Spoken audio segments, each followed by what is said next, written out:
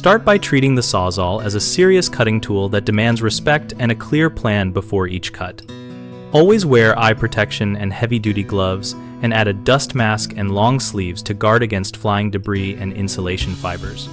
Secure the workpiece or area so the tool does not grab and pull you off balance. Choose the appropriate blade for the material, for example, a coarse-tooth demolition blade for wood with nails or a bimetal blade for mixed materials, and check blade tightness before powering up.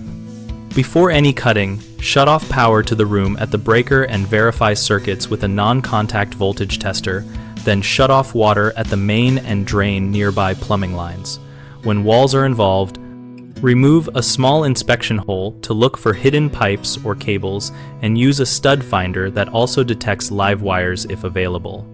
Keep the tool at full speed only when cutting steadily and do not force the blade. Let the reciprocating action do the work and ease forward with consistent pressure. Maintain a two-handed grip and position your body to the side of the blade path, not directly behind it, so if the blade binds, it will not pull you into the cut. Use short, controlled cuts when near known utilities and back the blade out frequently to clear debris and inspect progress. If you encounter a spark or unexpected resistance, stop immediately. Remove power and recheck for metal or wiring before continuing. Dispose of removed materials into a rigid container and avoid overloading bags to prevent puncture injuries, and keep a charged fire extinguisher nearby when cutting near electrical or unknown materials. Finally, practice on scrap material to build rhythm and confidence before working on the actual demolition area. Common mistakes include failing to verify that circuits and water are isolated, which can lead to electric shock or flooding, so always turn off and test before cutting.